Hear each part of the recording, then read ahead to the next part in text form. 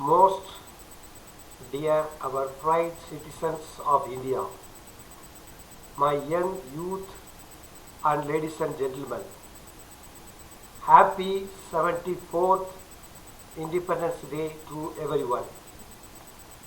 Today is once again a day of joy and happiness when we all gather to celebrate the anniversary of our independence. On this sacred occasion, I greet you all.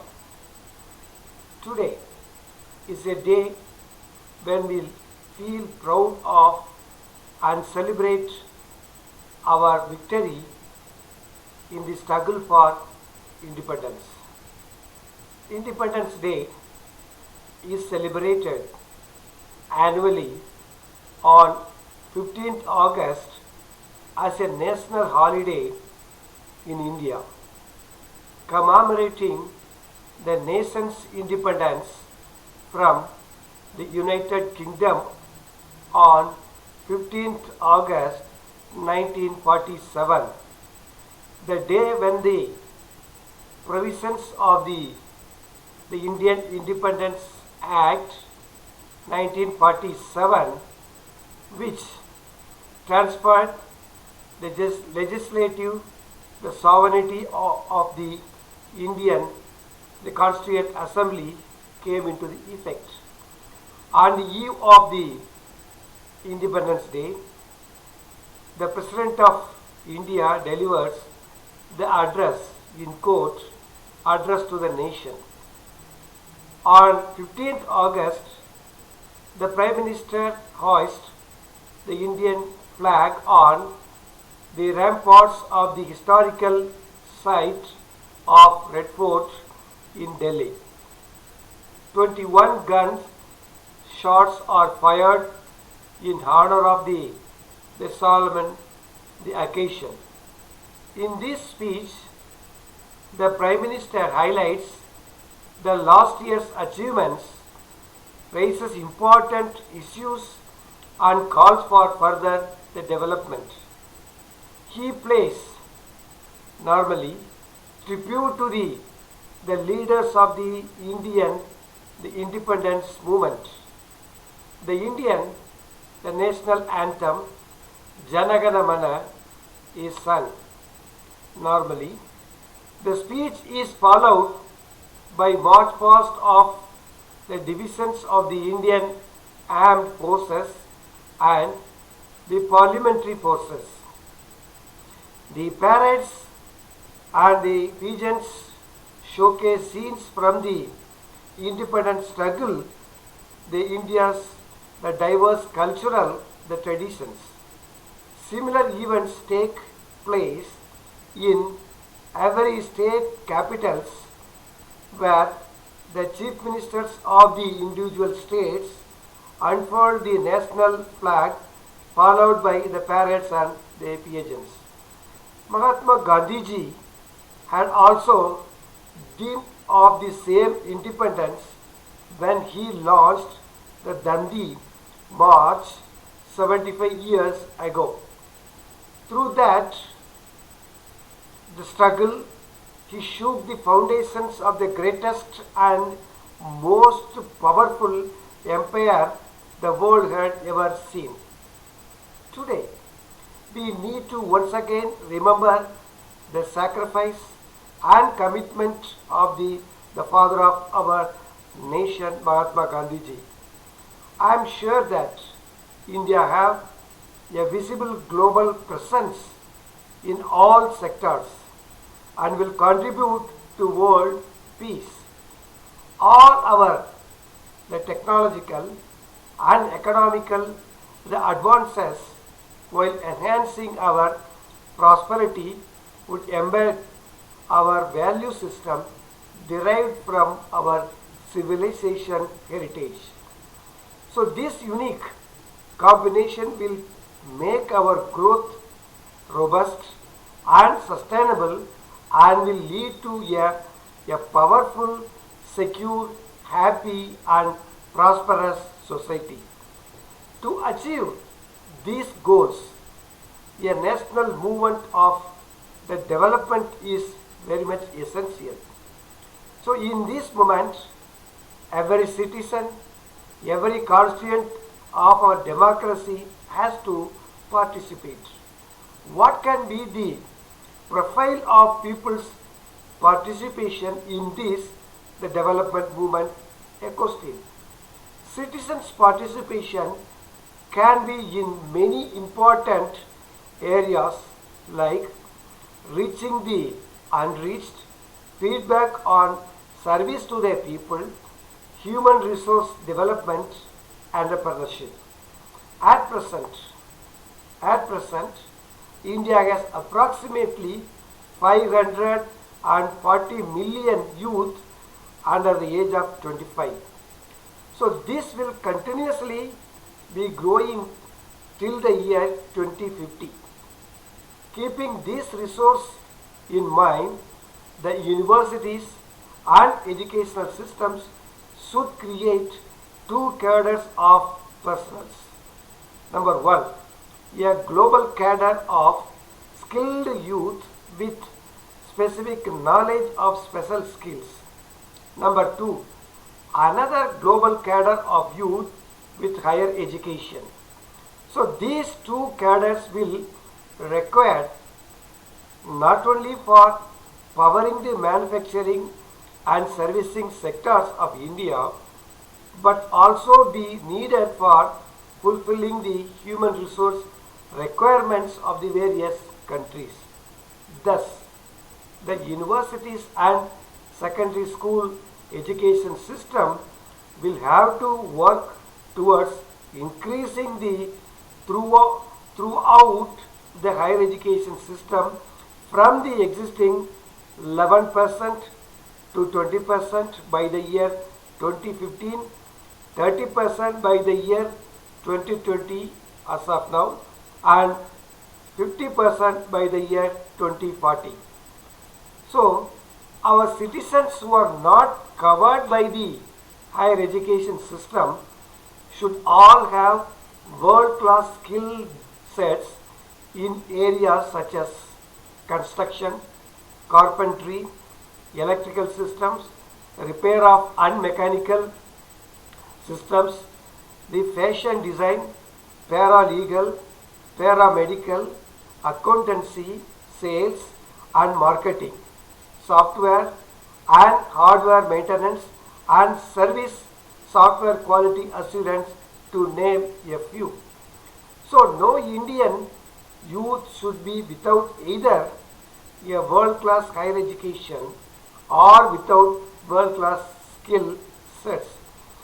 This is an important task in which all universities, academic specialists, colleges, vocational training institutions, certification agencies, banking systems and industrial enterprises can contribute in terms of assessing correct numbers, designing courses related to the nation building task, assessing and providing the infrastructural requirement, improving quality of teachers, ensuring teachers-students ratio, complementing classroom education with virtual classrooms through the tele-education, and above all, ensuring that the systems are able to face international competition in employable skills.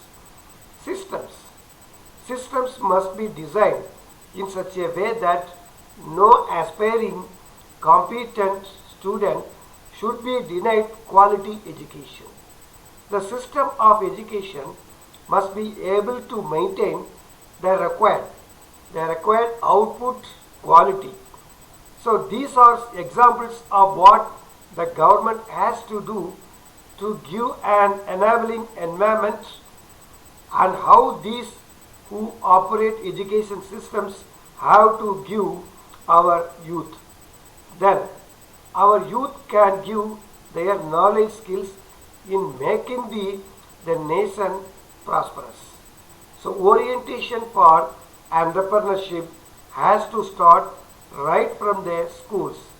Teachers. Teachers need to reach the role of entrepreneurship in national development in schools. During college education, students must be exposed to business development opportunities and must be trained towards creation of the new enterprises.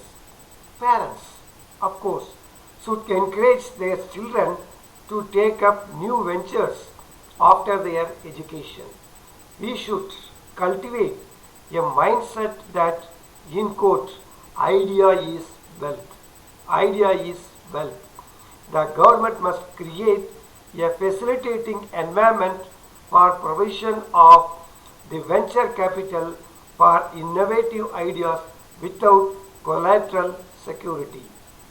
Here, universities, engineering and management institutions should work with banks and other funding agencies towards simplifying the norms and working with entrepreneurs till the project becomes self-sustaining and viable. So, the norms and methodology in government should facilitate the spotting and recognition of the new talents and small entrepreneurs by creating a level playing field for healthy competition. Citizens. So citizens who can afford could run themselves into angel investors. Angel investors or start venture capital organization to fund such ventures. So big and small industries need to have a mind to encourage and partner with the young entrepreneurs. Our Prime Minister Narendra Modi ji Saturday addressed the nation on its 74th Independence Day from ramparts of the Red Fort in the national capital, New Delhi. The Prime Minister began his speech with paying and respect to the freedom fighters and armed forces. He also praised those fighting against the novel coronavirus from the front lines.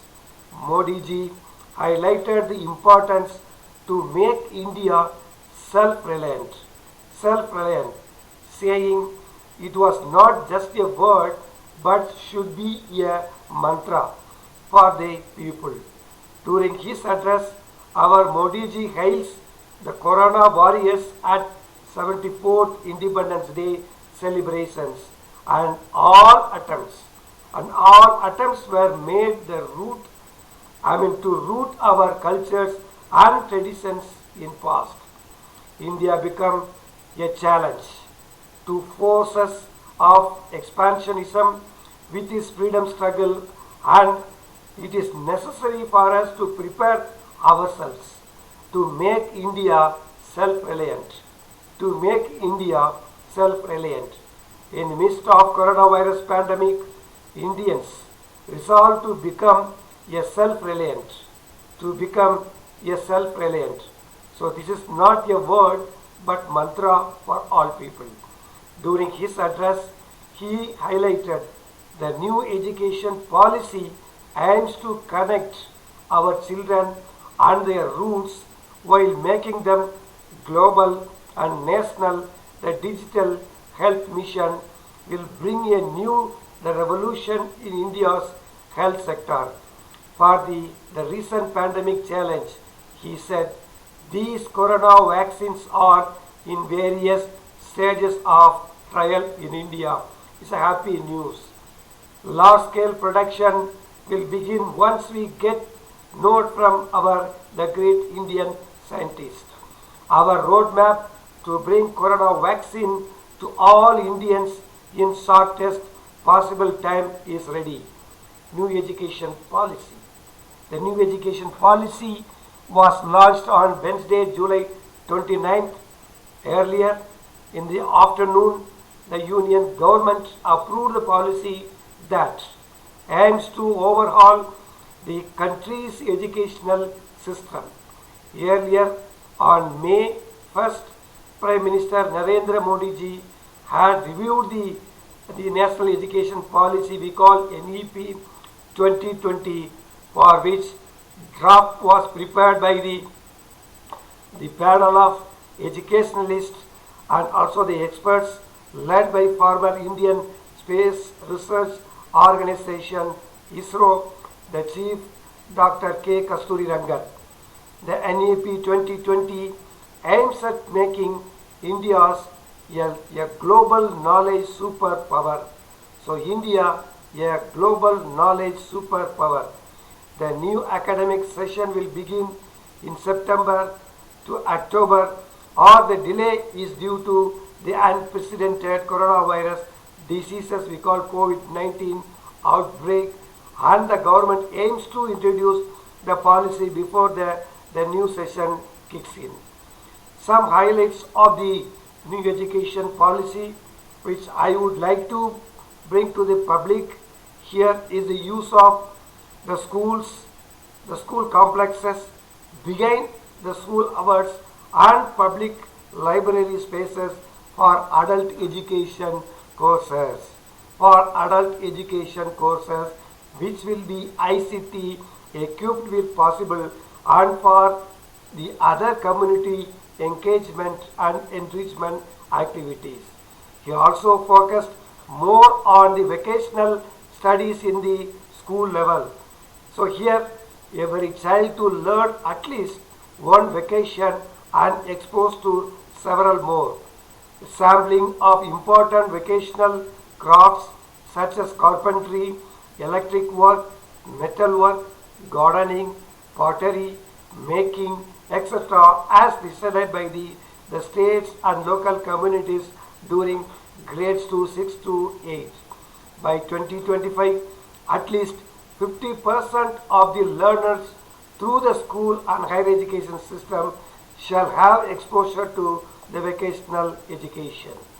Yeah, at a 10th the backless period sometimes during grades 6 to 8 to intern with local vocational experts such as carpenters, gardeners, potters, artists, etc. So here he mentioned that a dedicated unit for digital and onlining. So online the learning.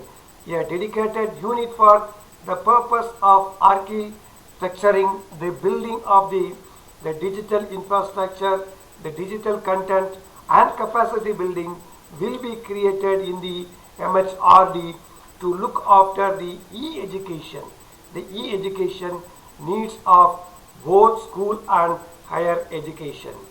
Here, a comprehensive set of recommendations for promoting online education consequent to the recent rise in epidemics and pandemics in order to ensure the preparedness with the alternative modes of the quality education whenever and wherever traditional and in-person modes of education are not possible has been covered.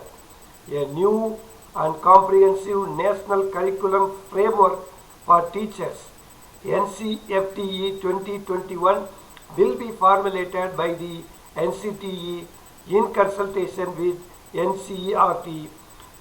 By 2030, the minimum degree qualification for teaching will be a 4-year integrated B.Ed degree, and stringent action will be taken against the standard stand-alone the teaching education institutions we call the TIS. So here the Higher Education Commission of India, HECI, will be set up as a single oversearching umbrella body for the entire higher education excluding medical and legal education.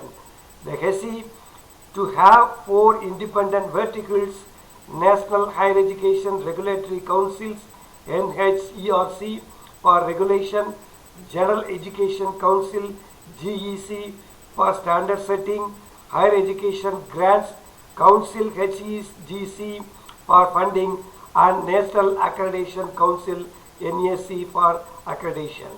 So no hard separation of streams for the students.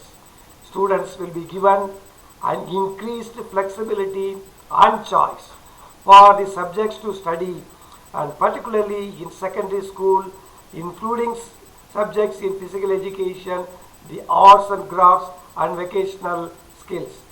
So there will be no hard separation among curricular, extracurricular, or co-curricular, among arts, humanities, and sciences, or between vocational or academic streams.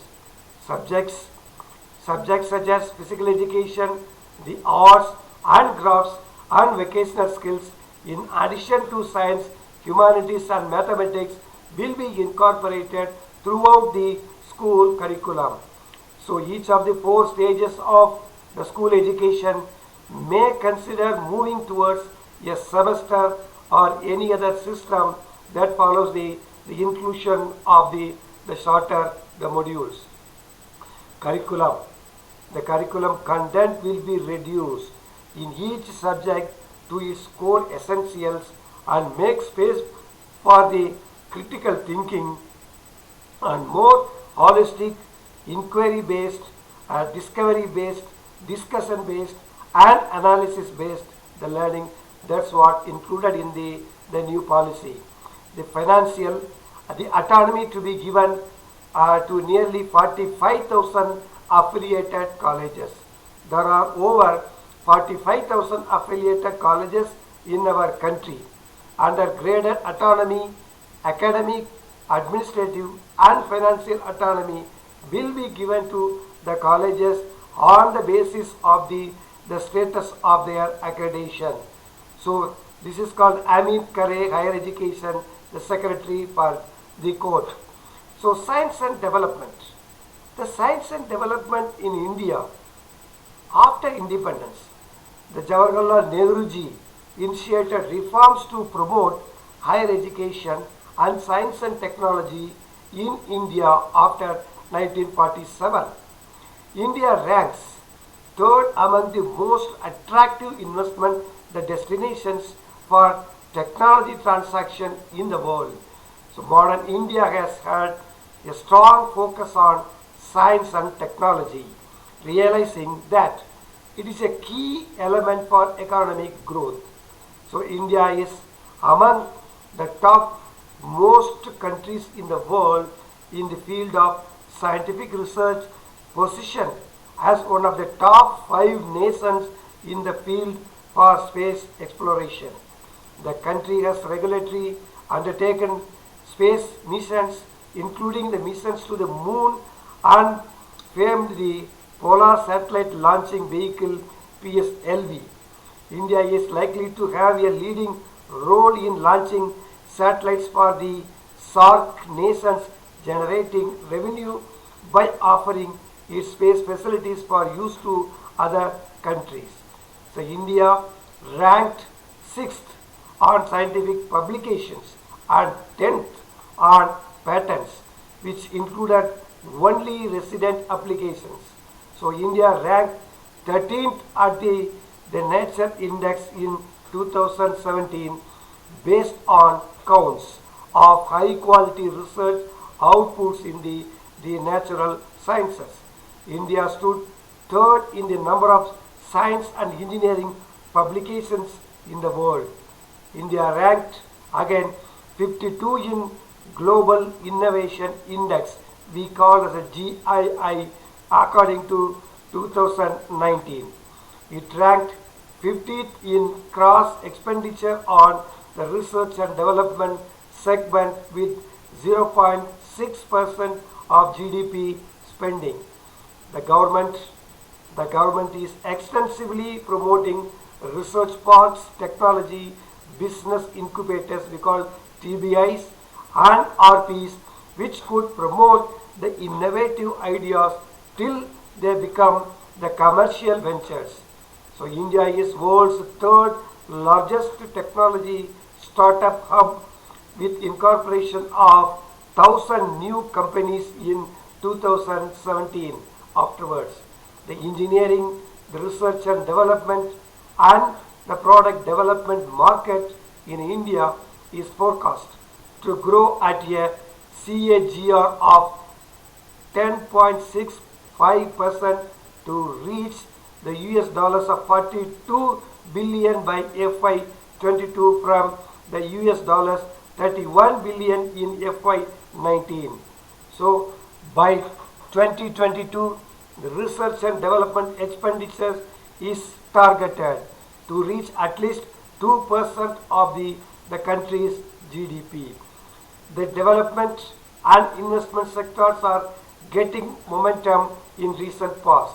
With support from the government, considerable investment and development has incurred in different sectors such as agriculture, healthcare, space research, nuclear power through scientific research.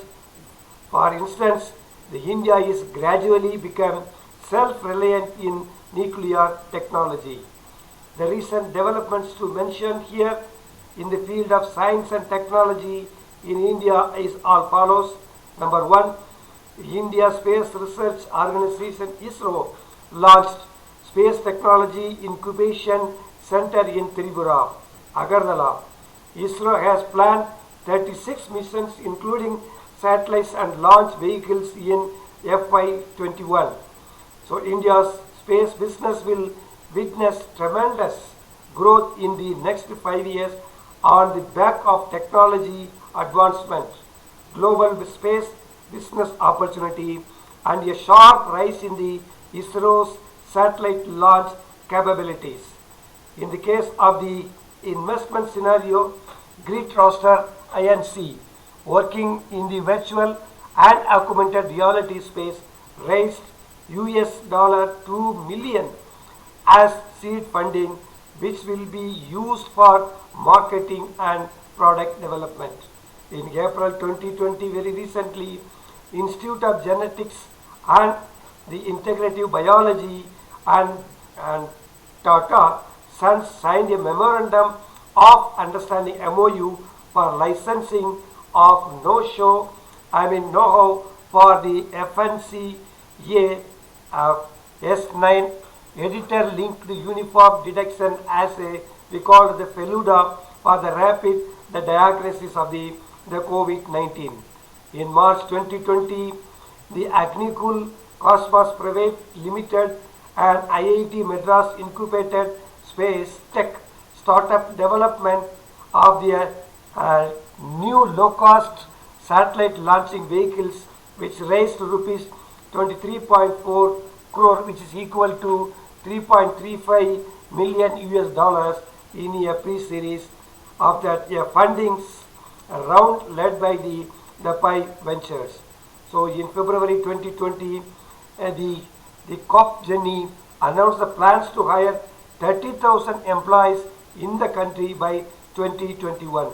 In December 2019 onwards, the Council of Scientific and Industrial Research (CSIR) India and the National Center for Scientific Research (CNRS) France signed an MOU for the cooperation between the two towards the promotion and support of scientific technological research.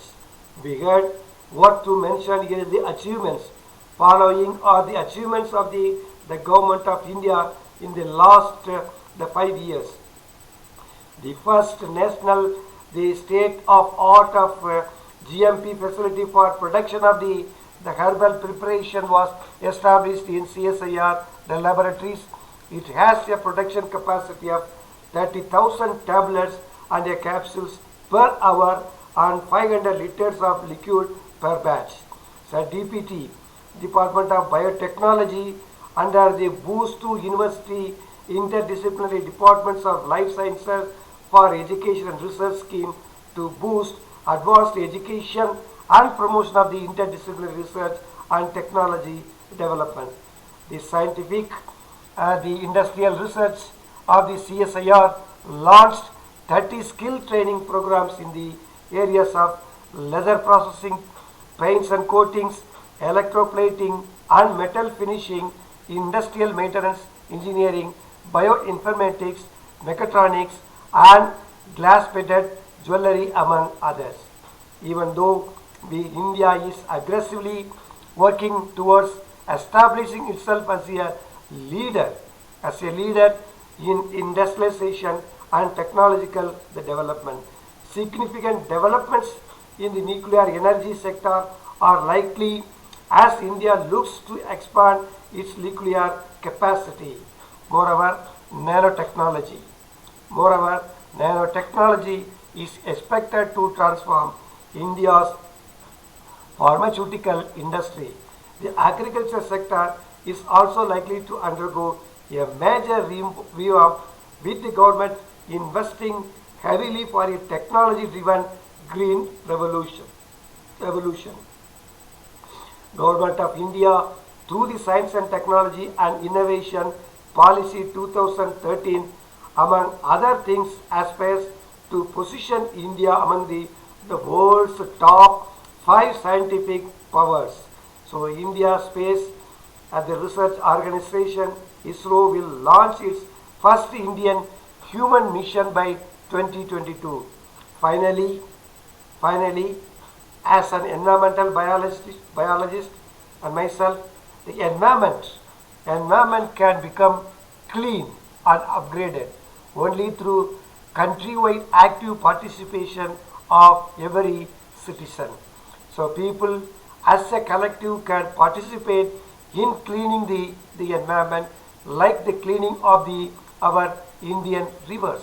Spiritual leaders can also play a very significant role in persuading devotees in the clean environment movement, which will be promote to the evolution of the beautiful minds. Local community, NGOs, groups can be formed to demonstrate and to teach cleanliness in local residential areas. Welfare associations, NCC cadets, scouts, guides, Red Cross Society, YRC, and NSS volunteers can proactively form these groups. Industrialists should follow the prescribed forms for the environmental standards in all their institutions and make India building friendly to differently the challenged people here. And my dear young youth and fellow citizens who have assembled virtually in front of me and to the nation, I have a message of courage. I have a message of courage as quoted by my mentor Dr. APJ Abdul Kalam for you. Courage to give. Courage to give. Courage to think different. Courage to think different. Courage to invent. Courage to invent. Courage to discover the impossible. Discover the impossible. Courage to travel into an unexplored path. Into an unexplored path. Courage to share knowledge. To share knowledge. Courage to remove pain. Courage to reach unreached. Courage to combat the problems. Courage to conserve biodiversity. Courage to conserve biodiversity. Courage to conserve our environment. That is most important. Courage to conserve our environment. My dear young youth, students, friends, and great citizens, let me once again wish you a very purposeful and happy 74th Independence Day. May God bless you. Jai Hind. May God bless you. Jai Hind.